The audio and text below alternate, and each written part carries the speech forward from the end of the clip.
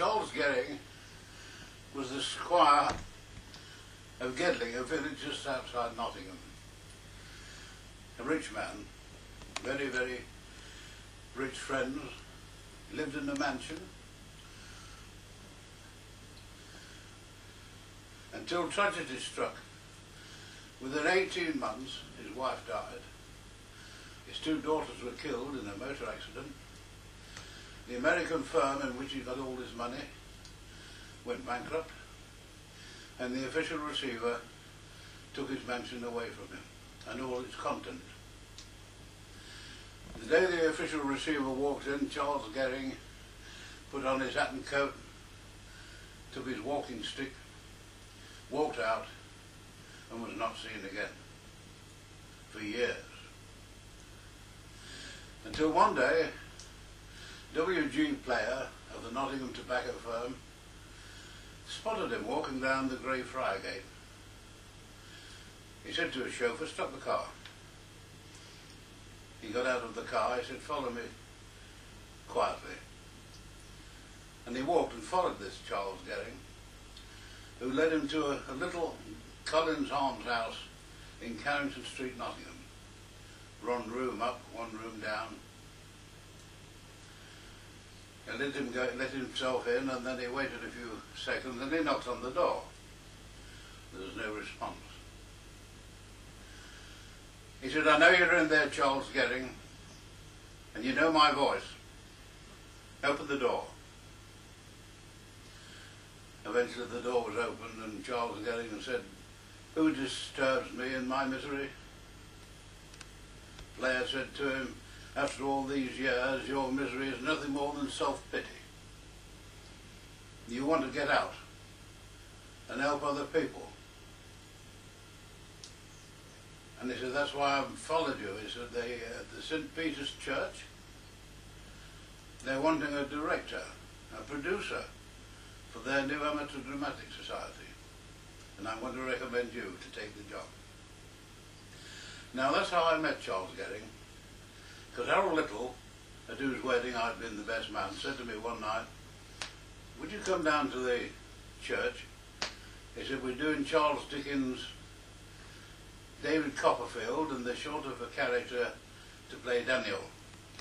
He said, "We've got a new producer." He's an old man, but he's quite a card.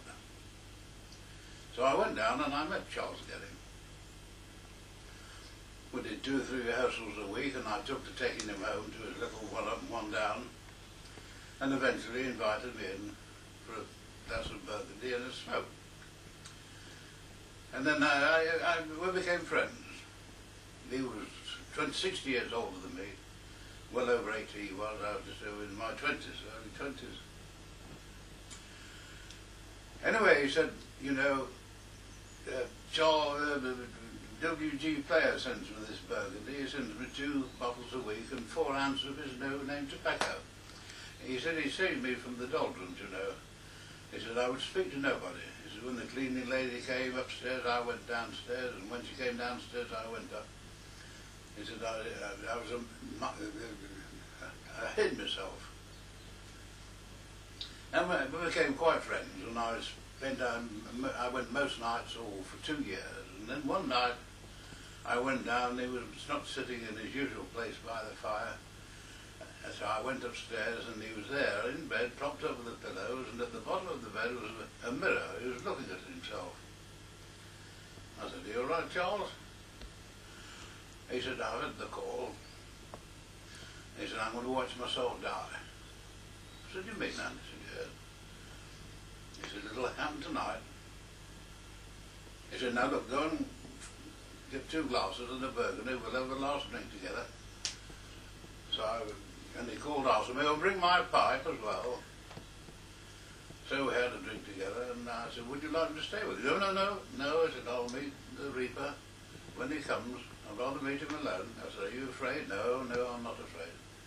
I'm looking forward to meeting the loved ones on the other side." I think I left him about 11 o'clock at night.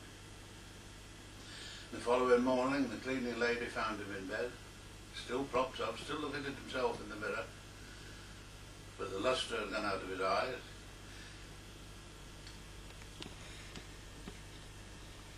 Charles Derry was dead. The ex-squire of Gedling had passed on. Another friend I met around this time was John Collins. Now John Collins, he owned the Astley Dairy Farm.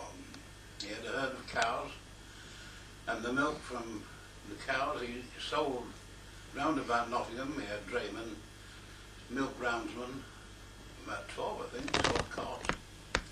And he was quite well off, quite a good business. And he was old enough to be my father. He had 3 daughters about my age.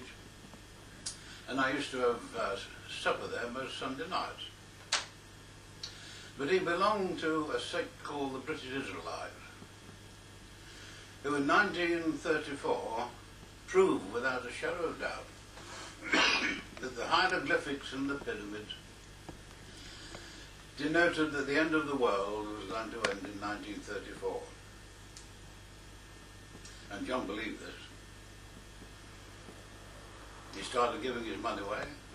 He sold his business. And he went round the streets with his Bible punching. It was 1934 came and went. And so did John Collins and his wife and his 3 children. They disappeared from Gregory Boulevard where they lived. Nobody knew where they'd gone. But about 2 years later, I saw Mrs. Collins, his wife, in the Nottingham Open Market. And I went after her. She seemed pleased to see me. So I said, "How's John?" "Oh," she said, he's mending nicely, he's mending nicely. We've taken a shop down in the Dunkirk district of Nottingham." So to save me saying, well, he didn't give all his money away, she said, "You see, what happened was, when John started to give his money away from our joint account, when he drew £50 out, I drew another 50 and put it safe somewhere else." I said, "I'd like to see him." Her answer was not complimentary. "Oh," she said, "that won't do. If he sees you, he might put him back from his recovery." She said, "I have your address, I'll let you know when it's opportune," which she never did.